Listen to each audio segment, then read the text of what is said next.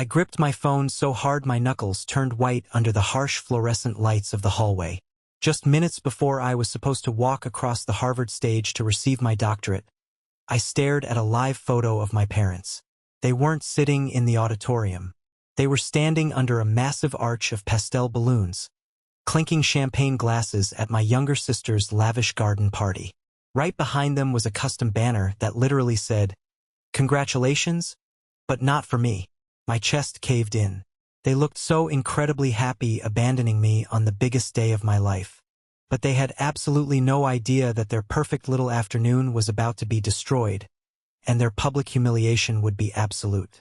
Before I tell you exactly how their golden moment turned into a spectacular nightmare, let me know where you are watching from in the comments. This story starts in Cambridge, Massachusetts, and it spirals out of control faster than I ever thought possible. My name is Lillian Reeves. For my entire life, I was the dependable background character in my own family. I was the quiet one, the responsible one. While my younger sister Chloe demanded the spotlight for every minor thing she did, I kept my head down. I worked relentlessly. I survived on a meager grad student salary for years, eating cheap ramen and working late nights in the lab just to make ends meet. I never asked my parents for a dime. I thought if I just worked hard enough, if I reached the absolute highest academic peak imaginable, they would finally look at me the way they looked at Chloe. I thought a Harvard PhD would finally make me visible. I stood backstage at the massive university auditorium, the heavy black fabric of my graduation gown pulling at my shoulders. The red velvet hood signifying my doctorate felt like a physical weight against my back. My hands were shaking uncontrollably. I wiped my palms against the fabric of my gown, trying to steady my breathing. I was completely terrified, but not because I was about to walk across one of the most prestigious stages in the entire world. I was terrified because a familiar, sickening dread was creeping up my throat. I had this awful, sinking gut feeling that my family was going to do exactly what they promised they would never do again. I felt it in my bones. They were going to leave me behind. They looked me right in the eyes and told me they would be there. Dad had puffed out his chest a month prior at a family dinner and called it the proudest day of our lives. He acted like my degree was his own personal inheritance, something he could brag about to his friends at the golf course to make himself look like a superior father. Mom even cried on the phone the night before. I can still hear her voice, thick with emotion, telling me she could not wait to see her doctor walk across that stage. She promised they had the hotel booked, the expensive dinner reservations locked in, and that they would be sitting in the 4th row, dead center. She even asked me what color tie Dad should wear to match my academic regalia. I believed her. Like an idiot, I believed her. I peeked past the heavy maroon velvet curtain and stared out into the massive sea of people. The auditorium was a giant cavern echoing with pure excitement and joy. There were row after row of proud parents, beaming siblings, loving partners, and crying grandparents. Some people were waving little handmade banners with their children's names. Others were clutching huge, colorful bouquets of flowers, checking their watches, buzzing with anticipation. Everyone was craning their necks, their eyes bright, desperately trying to get a better look at the people they loved. I watched other graduates standing near me pointing into the crowd, grinning from ear to ear, mouthing the words, "There they are!" They were finding their people. I scanned Section A on the left side. I scanned Section B on the right. I checked the wide center aisles. I even looked up at the sweeping balcony. I desperately searched the 4th row, dead center, exactly where Mom said they would be sitting. Nothing. There were 4 empty folding chairs right in the middle of a packed row. Just a sea of complete strangers surrounding an empty space that belonged to my family. My chest tightened so sharply I thought my ribs might actually crack under the pressure.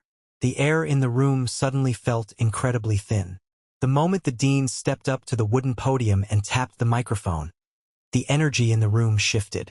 Years of sleepless nights, brutal exams, failed laboratory experiments, ruthless dissertation revisions, stressful academic conferences, and the crushing, suffocating loneliness of a rigorous PhD program. All of it was leading up to this exact span of 30 seconds. Dr. Lillian Reeves. The dean's voice boomed through the massive speakers, echoing off the high ceilings. I forced my legs to move. I walked out into the blinding spotlight and the roar of applause. The noise washed over me, but it felt entirely hollow. It sounded like static. I was walking across that stage as if I belonged to absolutely no one. I extended my hand, shook the dean's hand firmly, and took the stiff leather folder holding my diploma. I turned toward the audience and smiled for the blinding flash of the official university photographer. To everyone sitting in those thousands of seats, it probably looked like the perfect culmination of a lifelong dream. They probably saw a confident, successful woman. But from where I was standing, looking out at thousands of clapping hands that did not belong to my mother, my father, or my sister, I felt like a ghost. I felt like I was watching someone else's life play out from the outside. As I stepped down the wooden stairs on the opposite side of the stage and walked into the dimly lit exit corridor, my phone vibrated heavily in the deep pocket of my gown. I knew I should just ignore it. I knew I should go find my cohort, drink some cheap champagne, and celebrate my achievement. But human nature is a cruel, self-destructive thing. I pulled the phone out and tapped the screen. A bright notification lit up the dim hallway. It was a fresh social media post from Chloe. I unlocked the screen and opened the app, and there it was, the final, undeniable nail in the coffin of my childhood. There they all were, my parents, my sister Chloe, and half the extended relatives I grew up with. They were standing outside under twinkling fairy lights and massive, expensive arches of pastel balloons at an incredibly lavish garden party. The round tables behind them were covered in cascading, professional floral arrangements. Everyone was laughing, their heads thrown back in pure joy, and right behind them, strung up prominently between two massive oak trees, was a custom-printed banner that read, "Congratulations, but not for me." Chloe was wearing a ridiculous, flowing floral dress, holding a crystal glass of champagne, posing directly for the camera like she had just won a Nobel Prize. The caption underneath the live video read, "Garden celebration for the best day ever." My thumb hovered over the screen. I tapped the video to let it play. The camera flipped around to show the sprawling backyard of a high-end rented venue. There was a massive dessert bar overflowing with pastries and a multi-tiered cake. Guests were walking around in color-coordinated pastel outfits. It was the kind of party you see in expensive lifestyle magazines. The camera panned quickly, and suddenly my mother filled the screen. She was laughing loudly, her head tossed back, as she poured expensive champagne into a towering pyramid of glasses. Then the camera moved to my dad. He was standing by a massive outdoor grill, holding a pair of silver tongs, telling one of his loud, exaggerated stories to my uncle. He looked completely relaxed, acting as though he wasn't supposed to be sitting in a velvet chair in Cambridge watching his eldest daughter make family history. People in the background were clinking glasses together. Someone off camera yelled out loudly, "You guys must be so proud of her." I watched my mother nod gracefully in the video, accepting the compliment for being such a wonderfully supportive parent. She smiled warmly, while the only thing she had supported that day was a shallow, expensive vanity project that had absolutely nothing to do with me. I looked up from my phone screen, staring straight into the harsh fluorescent lights of the concrete hallway behind the stage. I didn't cry. Something inside of me simply cracked. It wasn't a messy, dramatic, sobbing breakdown. It was a very specific, very clean snap. The desperate, pleading child inside of me who just wanted her parents to show up finally died in that hallway. I realized right then that you cannot fight for custody of your own dignity if you keep handing it over to people who treat it like absolute garbage. That photo, that laughing video, was the absolute limit. It was the moment I decided they wouldn't just hurt me and walk away to eat their fancy catering without consequences. They were going to pay for that choice. When I finally pushed through the heavy double doors and made it back to the main lobby after the ceremony, the entire place was a chaotic, beautiful mess of joy. Friends were pulling their parents close for group photos. People were tossing their black caps into the air, cheering wildly. Husbands were kissing wives. Siblings were tackling each other in massive, tearful hugs. I stood completely still off to the side by a cold concrete pillar, clutching my diploma folder so hard the stiff leather began to warp under my fingertips. I asked a passing usher to take exactly one photo of me standing alone in front of a giant Harvard banner. I didn't smile with my eyes. I just bared my teeth at the camera because taking a picture felt like a grim obligation to document the day, not a genuine celebration. Then, I walked out of the building, caught the subway train, and rode in silence back to my empty, cramped apartment. The silence in my small living room was deafening. It felt heavier and darker than a funeral. At least at a funeral, people openly acknowledge that something has been permanently lost. Here, in my apartment, the loss was completely invisible to everyone but me. I sat down heavily on the edge of my mattress, still wearing my graduation clothes. The red velvet hood draped across my cheap desk chair. The black gown pooled on the cracked linoleum floor like a discarded Halloween costume. My diploma lay flat on my bedspread, completely untouched. The only light in the room came from the harsh, blue glow of my phone screen. I opened my sister's social media post again. I stared hard at the location tag. It was a luxury botanical garden in our hometown, barely a 45-minute drive from where I was sitting. They were so incredibly close. They just didn't care enough to make the drive. I still didn't cry. The tears simply refused to come. Instead, a cold, sharp, calculating clarity washed over my brain. I took a screenshot of the photo and saved the video. I didn't save it to torture myself later. I saved it because I needed hard, undeniable evidence. I needed solid proof that while I stood on one of the biggest academic stages in the world, my family was standing by a rented rose archway, too busy cutting a massive fondant cake to even send a basic text message. I opened my messages and scrolled down past my colleagues to the big extended family group chat. It was ironically called Johnson Clan Forever. For years, that chat had been a dedicated shrine to Chloe. It was constantly filled with daily updates about my sister's minor achievements, her weekend vacations, her new outfits, her desperate attempts to get a promotion at work. Whenever I dropped my own wins in there, like passing my brutal qualifying exams or getting published in a major scientific journal, I was met with a few generic thumbs-up emojis. Then, without fail, my mother would immediately shift the conversation back to Chloe's latest drama or shopping trip. My thumb hovered nervously over the keyboard. My heart pounded furiously against my ribs, a rapid drumming sound in my ears. A tiny, pathetic part of me wanted to close the app, to put the phone down, and to keep playing the familiar role of the understanding, forgiving older sister. But the new version of me, the cold one that cracked into existence in the auditorium hallway, took over completely. I attached the screenshot of their garden party to the chat. I typed a single, deliberate message. Congrats on the beautiful garden party. I graduated from Harvard with my PhD today. My ceremony was at the exact same time. But don't worry, at least someone had a celebration. I hit send.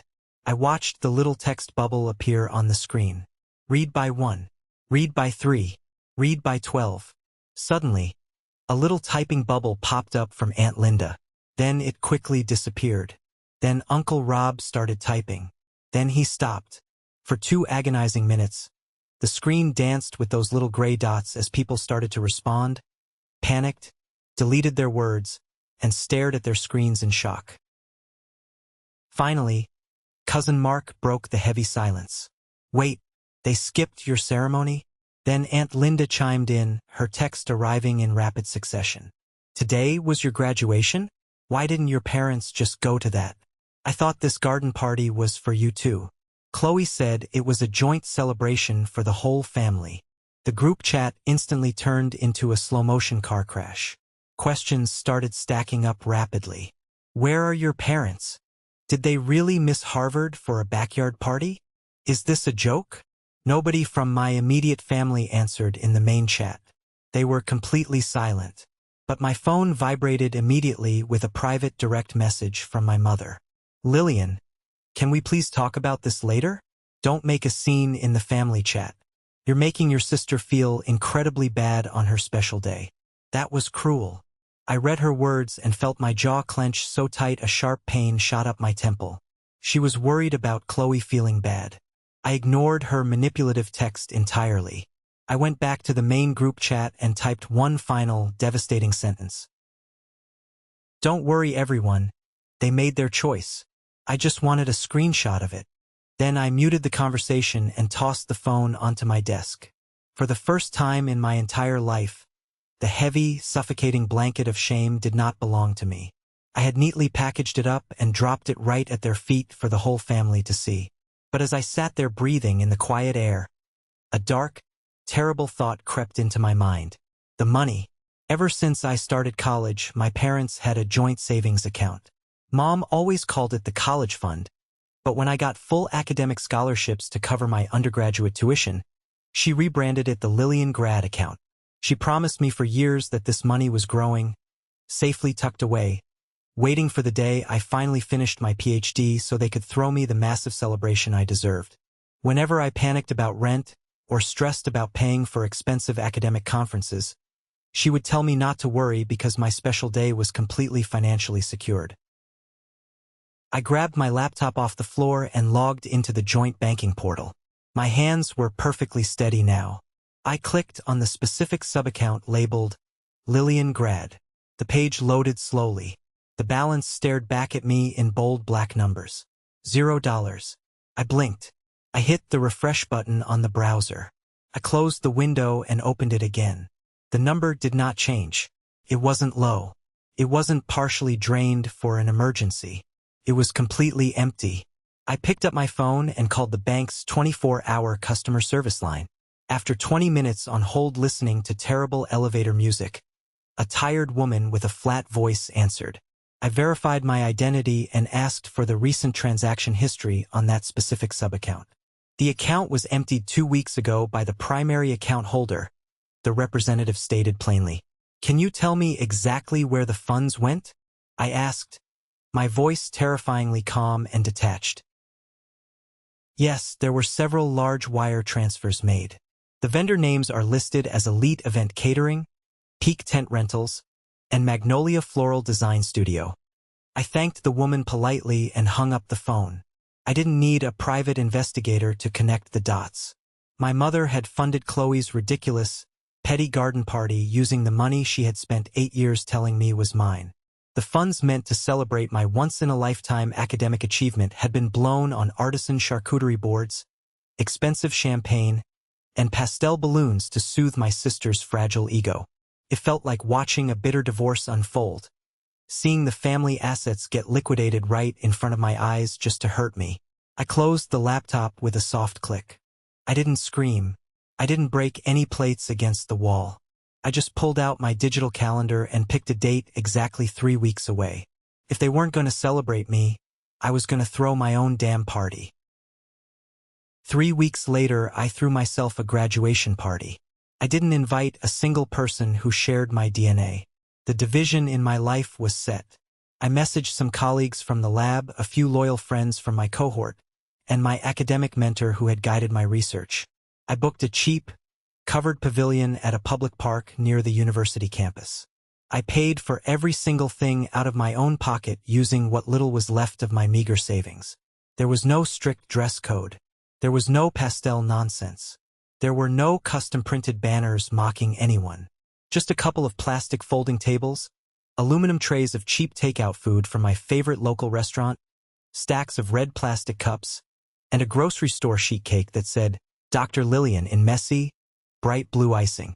It was absolutely perfect. People brought cheap champagne, loud laughter, and hilarious stories about our grueling years in the program.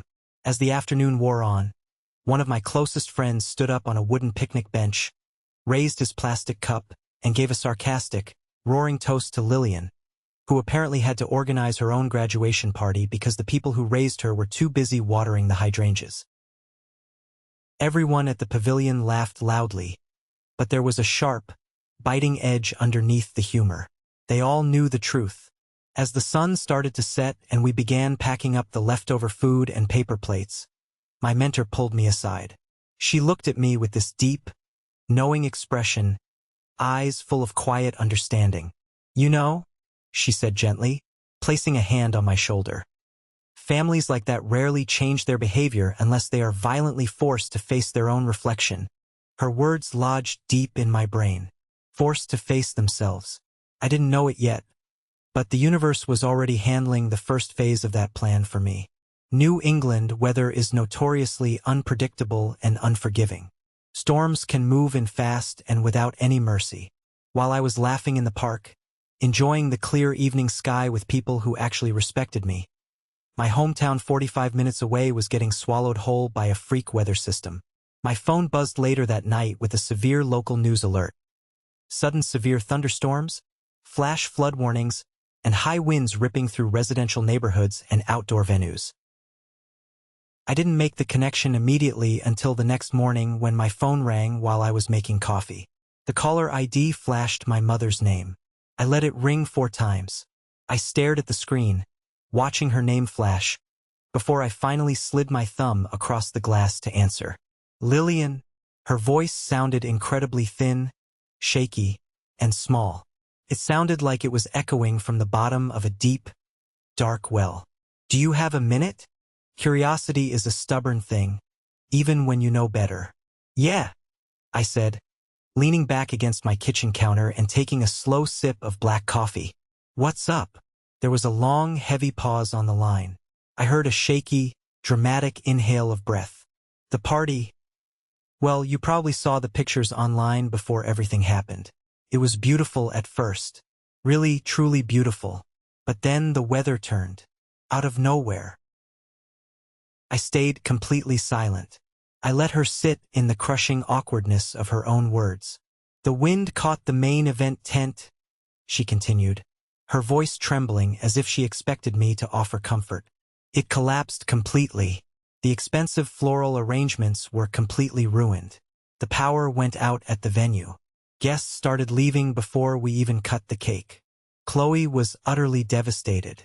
She locked herself in her room. She says it was the worst day of her entire life. I examined my fingernails, feeling absolutely nothing. That sounds stressful, I replied flatly. We lost a lot of money, Lillian, Mom said, her tone shifting rapidly from sad to frantic and desperate. The venue is holding us financially liable for the damaged equipment. We had to pay for the destroyed tent outright. Insurance won't cover acts of God for outdoor rentals. Dad threatened to get a lawyer and sue them, but the contract they made us sign is ironclad. We are trying to fix this for your sister, but it's really, really hard right now. Another long pause. Then came the absolute, mind-boggling audacity. The real, ugly reason for the phone call. Sweetheart, we were wondering. Could you help us out? Just a little bit. You're the responsible one in the family. You have your PhD now, you'll be making a real salary soon at a new job. Maybe you could loan us something to get through this mess and pay off the venue. A loan. She wanted a loan from me. I pictured the banking portal in my mind. The zeroed-out account. The transaction list showing my stolen college fund paying for the very tent that just got ripped to shreds by the wind. My blood ran ice cold. So, let me get this straight, I said, my voice dropping an octave, becoming cold and razor-sharp. You emptied the savings account that was supposed to be for my graduation. You used my money to pay for a garden party you scheduled on the exact same day as my Harvard ceremony. Then a thunderstorm wrecked the party. And now, you want me to pay you out of my own pocket to fix the damages. I heard a sudden scuffling sound on the other end. Dad grabbed the phone from her hand. His voice barked through the speaker, gruff, authoritative, and violently impatient. We are family, Lillian. We help each other when things get tough. Your sister needed a special day to celebrate her life, and things went wrong. That happens. You can't hold a grudge forever just because we missed one boring academic speech. I'm not holding a grudge, I replied, staring blankly at the wall, my voice utterly devoid of emotion. I'm just keeping the bill exactly where it belongs. Mom snatched the phone back. She started crying, producing real, loud sobs this time. We didn't mean to hurt you. We thought we could make it up to you later. Please, honey. Your sister is in absolute pieces. She said she feels like the universe is actively punishing her. A harsh, dry laugh ripped out of my throat before I could stop it. If the universe punished anyone, it started with me.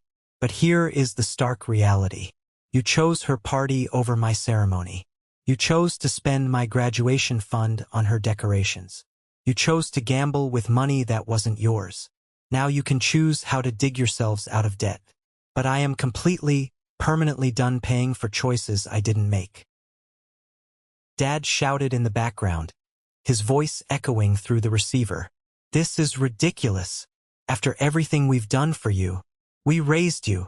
You mean like skipping my doctorate ceremony so you could pose under fairy lights? I snapped back, finally letting the pure, unadulterated steel slip into my voice. Or do you mean stealing my savings for someone else's catered lunch? I think I've paid you back with interest. The silence on the line was suffocating. I could almost hear them blinking in sheer shock. They were so used to me rolling over and taking the abuse silently. They didn't know how to handle a version of me that fought back. So that's it, Mom whispered, sounding horrified and deeply offended. You're just going to abandon us? You're going to leave us to deal with this alone? I looked at the framed Harvard diploma sitting on my cheap desk. You left me alone first. I'm just finally matching your energy. No.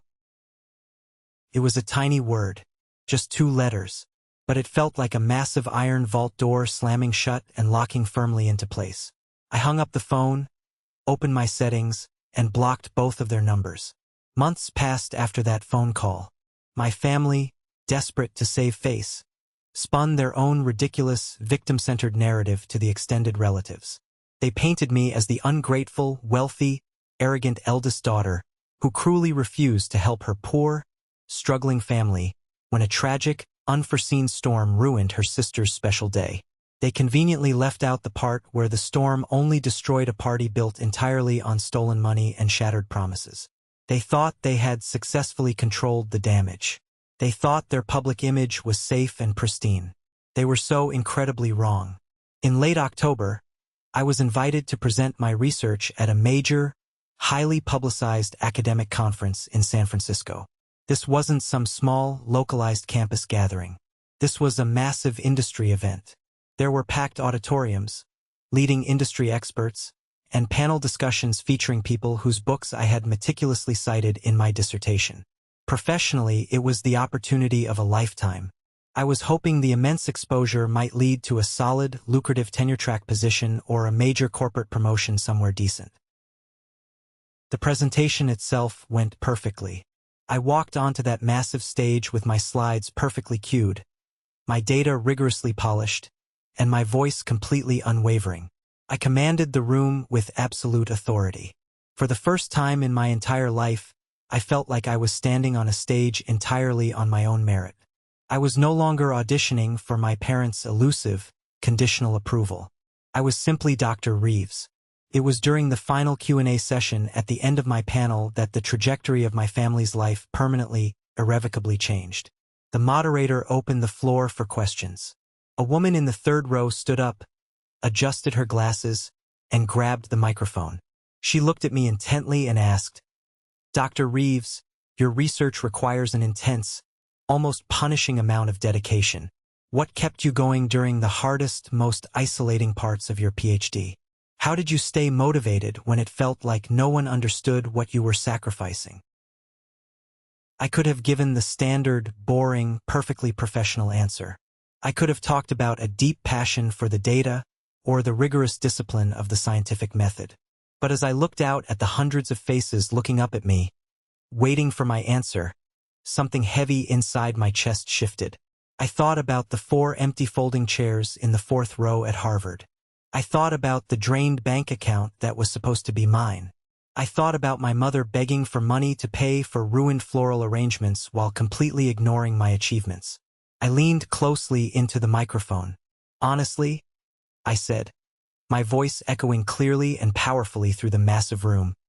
What kept me going was realizing, far too late in life, that I was chasing approval from people who never actually showed up. The entire room went dead silent. It was that thick, heavy, electrifying silence that means hundreds of people are hanging on to your every single word. I didn't hold back. I told the story. I kept my voice incredibly steady and clinical, speaking as if I was presenting a factual experiment. I explained how I spent nearly a decade surviving on absolute scraps to earn a Harvard PhD. I told them how my parents explicitly promised they would be in the front row to watch me cross the stage. I described the exact moment I walked off the stage, pulled out my phone, and saw the social media post of them drinking expensive champagne at my younger sister's lavish garden party taking place at the exact same hour. A collective, audible gasp rippled through the large audience. I told them about checking my bank account and finding the college fund wiped to absolute zero to pay for pastel balloons and a custom banner. I told them about the sudden thunderstorm that ripped the party tent to shreds, and the unbelievable phone call asking me to pay the financial damages for the very party they chose over my graduation. I didn't use their real names. I didn't name my hometown or the specific venue, but I delivered the raw emotional truth with absolute, devastating precision. At some point, I concluded, looking straight out into the sea of faces in the crowd, I realized my worth could not hang on people who didn't even bother to put me in their calendar. So, I stopped waiting for them to love me, and I started building a life that couldn't be taken away by their selfish choices.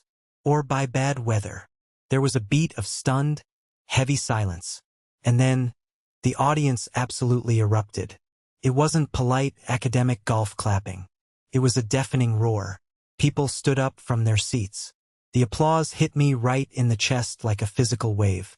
Afterward, dozens of strangers approached me in the lobby with tears streaming down their faces, shaking my hand, thanking me, and sharing their own painful stories of being the forgotten, unloved sibling. What I didn't know was that a young graduate student sitting in the front row had recorded the entire 5-minute answer on his smartphone. That evening, he uploaded the raw, unedited clip to a major video sharing platform. He titled it, "She Got a Harvard PhD." Her parents skipped the ceremony for her sister's garden party. Within 48 hours, the video exploded. It hit 1 million views, then 3 million, then 10. The internet is a wild, unpredictable, and ruthless beast, and my story hit a massive cultural nerve. Thousands of comments poured in from all over the world. Absolute strangers were fiercely outraged on my behalf. They dissected every single word I said in the video. They called my parents narcissistic monsters. They coined viral hashtags like #GardenPartyParents and #StormKarma. I hadn't asked anyone to attack my family. I had simply stopped hiding their ugly secrets in the dark. But the internet plays detective better than anyone. It took less than 3 days for people in the comment section to match my face to my academic profile, find my hometown, and trace my social media connection straight to my sister, Chloe. Chloe's carefully curated, aesthetically pleasing online life instantly turned into a digital war zone. Her followers, who used to praise her fake brunch photos, turned on her viciously. They flooded her comments with screenshots of my video. "Is this you? Did you really steal your sister's graduation money for a tent? Enjoy the storm karma. You selfish brat." Chloe panicked and locked all her accounts down, making everything private, but the damage was already done. The ripple effects reached far beyond the internet and crashed directly into her real life. Chloe worked in marketing for a mid-sized tech company that aggressively prided itself on its inclusive, ethical, and supportive family culture. The company's official corporate social media pages were suddenly tagged thousands of times by angry viewers demanding answers. Is this the kind of unethical, selfish behavior your employees represent? Do you support stealing college funds? Corporate HR hates negative public attention. They hate it more than absolutely anything else. The sudden, glaring spotlight forced the HR department to look very closely at Chloe's employment record. They opened a formal internal review to investigate her character. While digging into her files and emails, they uncovered a massive, undeniable problem. The small creative team Chloe managed was staffed almost entirely by her former sorority sisters and personal friends. She had been intentionally bypassing standard corporate hiring protocols for years, pushing through fake referrals, and blocking highly qualified candidates just to give her friends easy salaries and bonuses. Words like nepotism, and gross ethical violations started flying around the corporate emails. To the public, the company claimed they were simply doing a routine ethics audit triggered by public concern. But behind closed doors, it was a brutal, swift act of damage control. By the end of the week, Chloe was officially stripped of her upcoming promotion and formally suspended, without pay pending a full investigation. She was facing immediate termination and a permanent, glaring stain on her professional record. She was losing everything she had built her fake persona upon.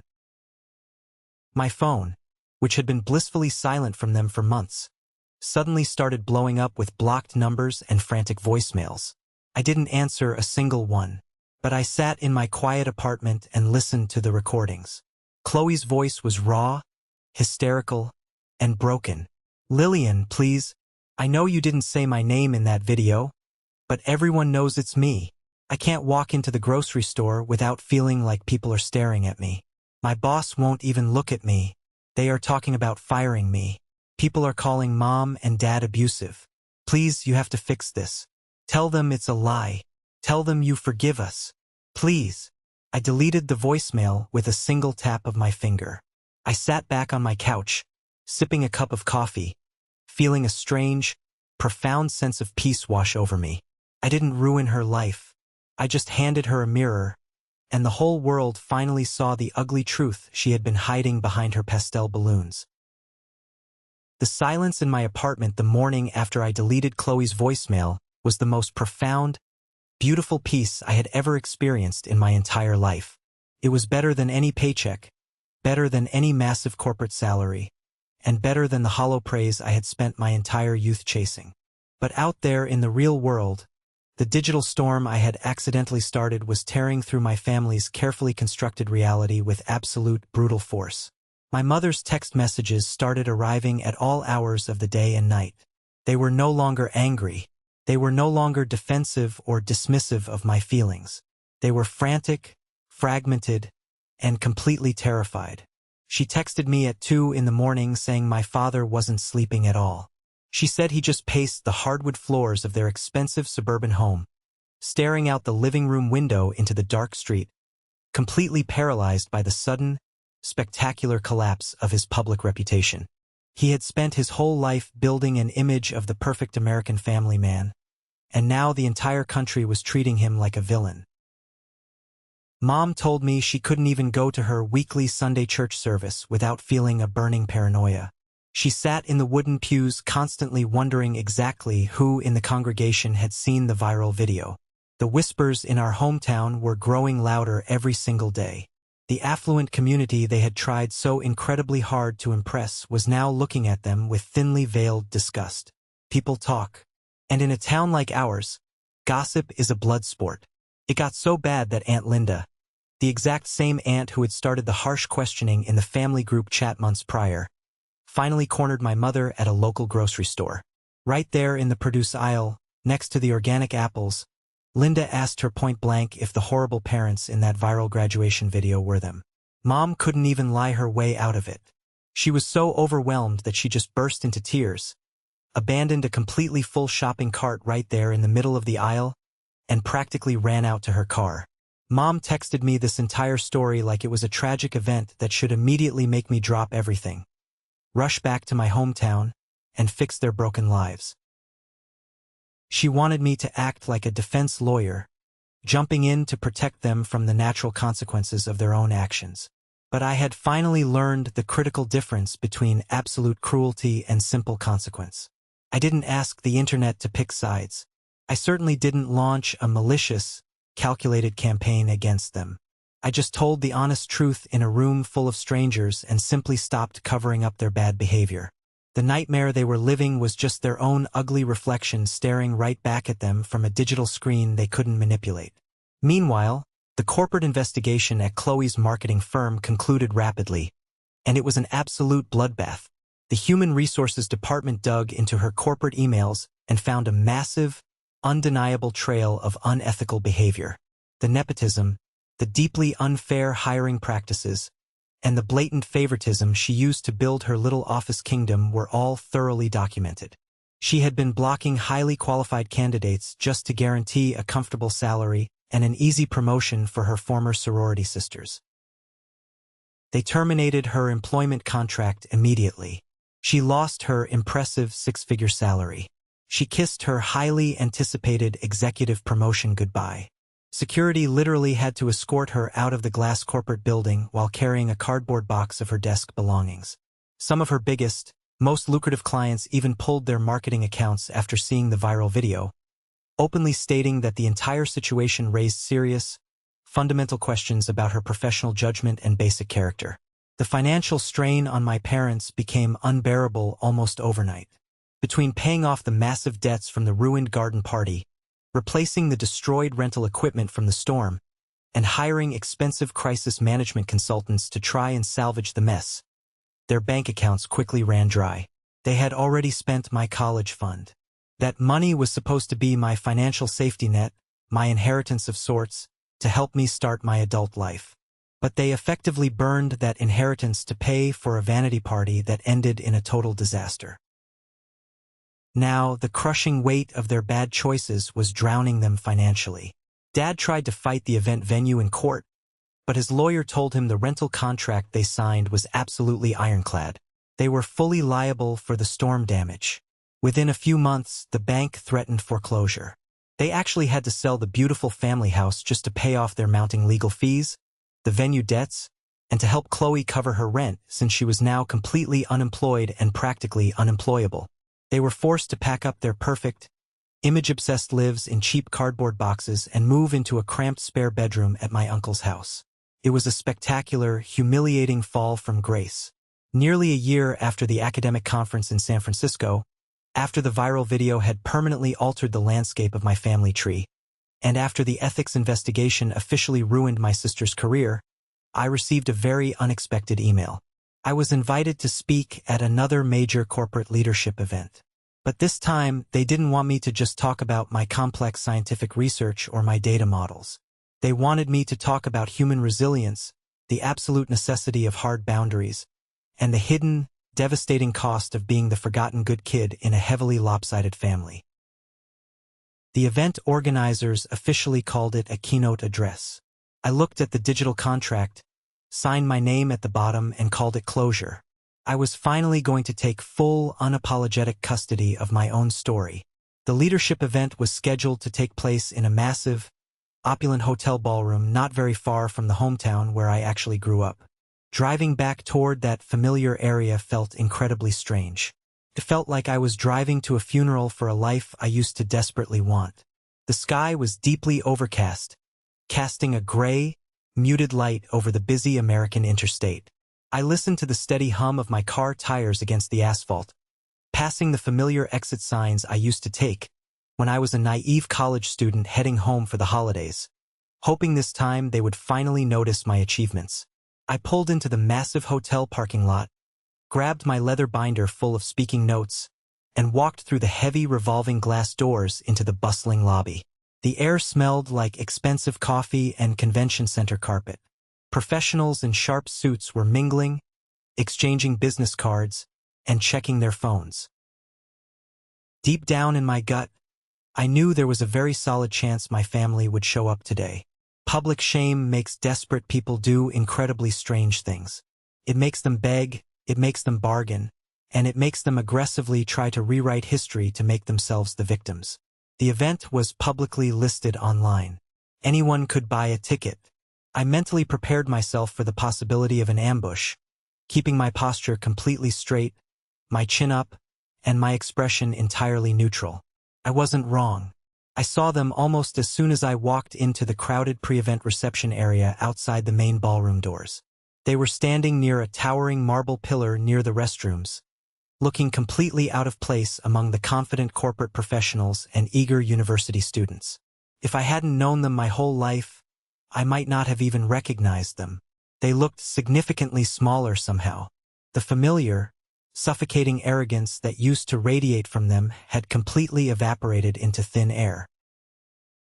Dad's broad shoulders were heavily hunched forward under a suit jacket that looked a size too big for him now, making him look frail, tired, and deeply defeated.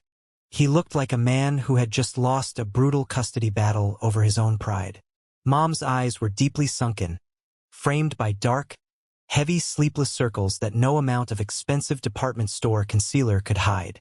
She was clutching her purse with both hands, looking around nervously like a cornered animal. And then there was Chloe.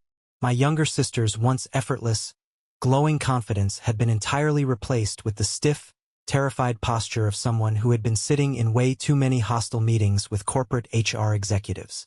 She wore a plain, dark gray dress. There were no bright pastel colors today. No attention-grabbing floral patterns. No expensive highlights in her hair. She looked pale, exhausted, and remarkably ordinary. The golden child had completely lost her shine. They saw me walk in. I felt their eyes lock onto me from all the way across the crowded room. My heart kicked hard against my ribs, a sudden violent spike of old childhood anxiety flaring up in my chest. My palms started to sweat, but I forced myself to keep walking forward. I did not break my stride. I did not smile, I did not frown, and I certainly did not wave. I treated them exactly like what they were, complete strangers in a crowded room. They didn't approach me before the talk started. They stayed glued to the back wall near the exit doors, watching my every move.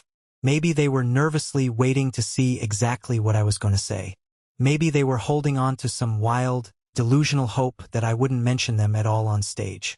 They probably thought I would spare them further embarrassment now that they had lost their beautiful house, their money, and their precious social standing. They probably hoped the punishment was finally over. Spoiler alert. I didn't mention their specific names in my speech, but I absolutely did not erase the true story either. I was not going to dilute my own lived experience to make my abusers feel comfortable. I walked past the rows of velvet chairs, checked my microphone battery with the audio technician, and took a deep, steadying breath. I looked out at the massive room filling up with eager faces. I was ready to close this dark chapter of my life permanently. I was entirely ready to divorce myself completely from their toxic expectations and walk into my future. The heavy chandelier lights dimmed, the crowd quieted down, and the event announcer called my name over the massive speaker system. I walked right onto that brightly lit stage, took a deep breath of the cool, conditioned air, and looked out at the massive crowd. I told the absolute truth again. But this time, I wasn't just speaking to academics in a tiny panel room. I was speaking to a massive room full of diverse corporate professionals, eager university students, young managers, and regular people who had come specifically because they had watched that first viral clip on the internet and desperately needed to hear more of the story. I gripped the smooth, wooden edges of the podium. I didn't use a slideshow. I just spoke directly from my heart. I talked openly about the exhausting, soul-crushing reality of overfunctioning in a dysfunctional household. I talked about children who are systematically trained from birth to earn basic parental affection through high academic achievements, while other siblings are handed love simply for breathing. I talked about the specific pain of growing up in families who worshipped fake outward appearances instead of genuinely loving the living, breathing people under their own roof. I kept my voice perfectly level. I didn't let my emotions break my rhythm. I talked about the specific day my parents skipped my Harvard PhD ceremony to attend a shallow, heavily catered garden party. I talked about logging into my banking portal and finding the drained savings account, the college fund that was supposed to be mine, completely wiped out to pay for a party I wasn't even invited to. I talked about the unbelievable, audacious phone call asking me to hand over my own hard-earned salary to pay for the severe weather damage to a party tent.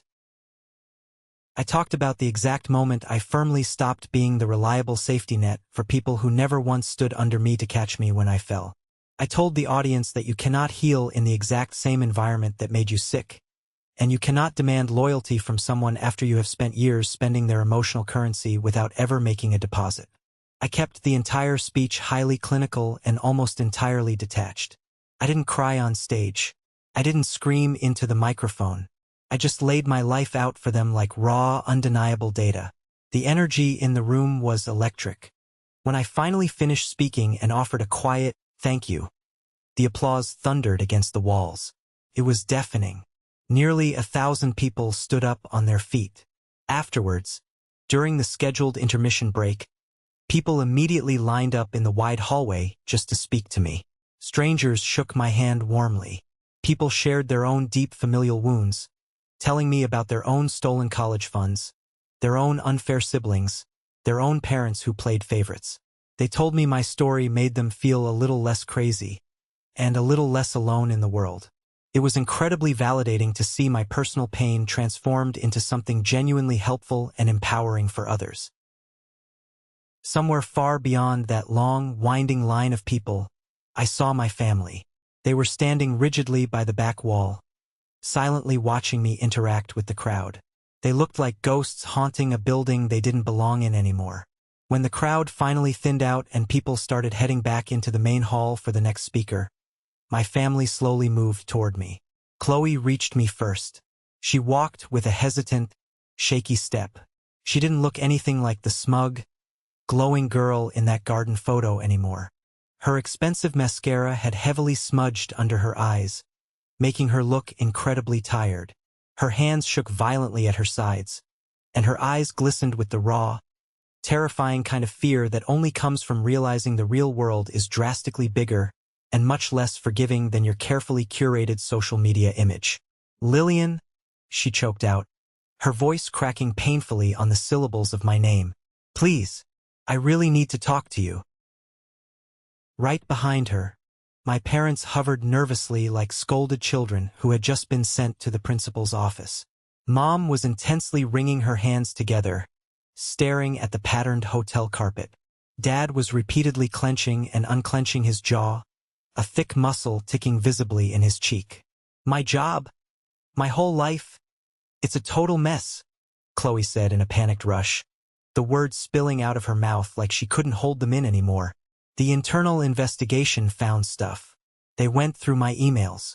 They're officially saying I benefited from unfair hiring practices. Some major corporate clients pulled out entirely after seeing the video online. They said it raised serious questions about my judgment. They fired me, Lillian. I have nothing." Suddenly, her knees literally buckled beneath her. Before I could even decide whether or not to step forward and catch her, Chloe dropped hard to the carpeted floor. Right there, in front of the remaining event staff packing up the coffee station and straggling attendees, she knelt right at my feet. Tears began streaming rapidly down her pale face, dripping off her chin. "Please," she whispered, her voice cracking into a desperate, agonizing sob. "Please tell them it's not as bad as it sounds. Tell people you forgave us. Make a public statement. Post something on your accounts. I'm begging you. Please fix this." Chloe reached out and grabbed the fabric of my dress, crying harder, her shoulders heaving with every sob. "They're talking about suing me for breach of contract. Mom and Dad had to sell the house just to pay the legal fees from the venue. We're staying in Uncle Rob's basement right now. We're completely drowning. I can't find a job anywhere. My salary is gone. Everything is gone." Hearing her say it out loud didn't bring me a sense of evil joy. It didn't feel like a victory lap. It just felt incredibly heavy and deeply sad. Mom suddenly stepped forward from behind Dad and started crying loudly, too. "Lillian, we know we totally messed up," Mom said, reaching a trembling hand out toward me, though she stopped just short of actually touching my arm. "We know we hurt you terribly. We were wrong. We were incredibly selfish. We were totally blind to your feelings all those years. We shouldn't have taken your college fund. We shouldn't have skipped your big day. Please, honey, we're asking for a second chance. We've lost so much already. We have nothing left." Dad didn't shed a tear. He was too stubborn for that. But his gruff voice broke in a strange, vulnerable way I had never heard in my entire life when he finally spoke. "You made your point, Lillian. The whole world knows what we did. We get it. We are so sorry. Just stop this whole thing before there is absolutely nothing left of this family. Call off the dogs." For a very long, tense moment, I didn't say a single word. I didn't react. I just looked down at them. I stared at the exact people who had laughed so freely under expensive string lights while I walked completely alone across the stage. I looked at the parents who had coldly stolen my financial future to pay for decorative flowers. I looked at the golden sister who had happily bathed in applause that was supposed to be shared with me. I looked at the broken, miserable family who had finally been violently forced to live in the exact same cold emptiness they had ruthlessly carved out of my own chest for years. "You think this is about ruining you?" I said, keeping my voice incredibly quiet, steady, and utterly devoid of sympathy. "It's not." Chloe sniffled loudly, wiping her nose with the back of her hand, looking up at me with wide, bloodshot eyes. "I didn't launch a campaign against you," I stated clearly, making sure every single word landed. "I didn't even name you in that video. I just told my story. The rest? The lost jobs, the lost house, the public shame? That's just the real world finally seeing you the exact same way I've seen you my entire life. That's just gravity." My sister sobbed even harder, burying her face in her hands. "I know, okay. I know I was awful. I was totally selfish. I used you as a prop when it made me look good, and I ignored you when it didn't. I'm sorry. I'm so sorry. Can't we just start over?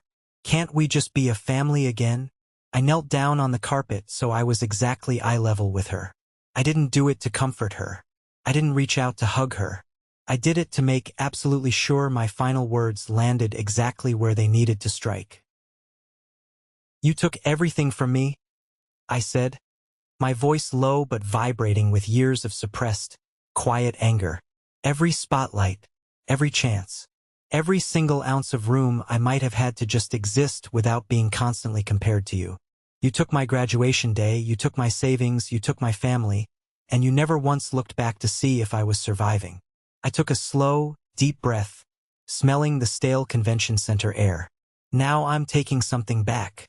Not by lying to the public, not by scheming behind your backs, and not by launching a lawsuit. I'm taking my life back by simply refusing to cover up for you anymore." I stood up slowly, smoothing the front of my dress. I looked at my father, then my mother, and finally down at Chloe. "I won't make a public statement. I won't tell anyone on the internet to stop talking.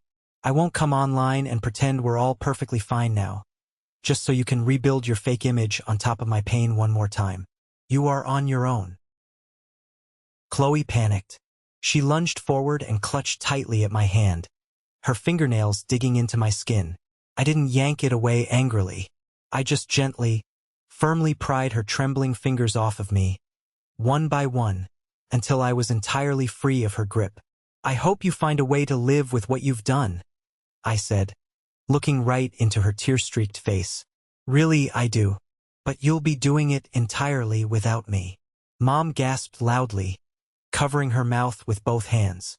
She whispered, "Lillian, please, we're still your family." I looked at my mother one last time.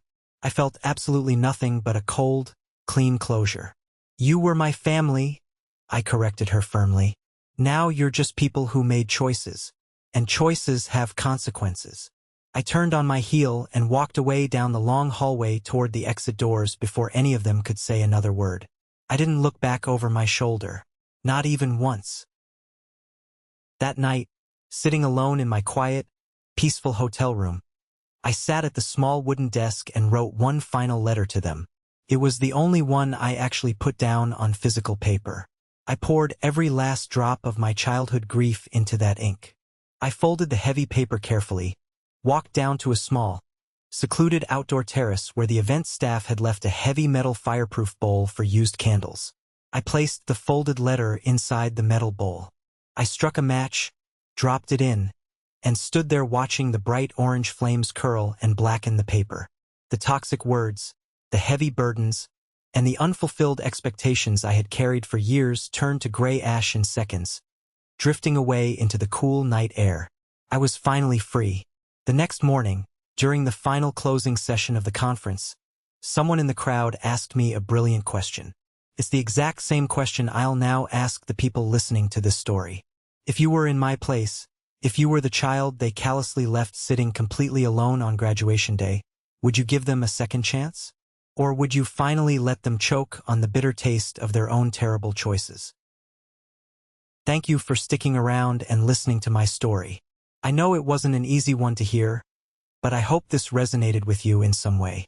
Family dynamics can be incredibly brutal, and sometimes walking away is the absolute only way to survive and protect your own sanity. Have you ever found yourself in a similar situation where you had to cut ties with toxic family members just to save yourself? Let me know down below in the comments.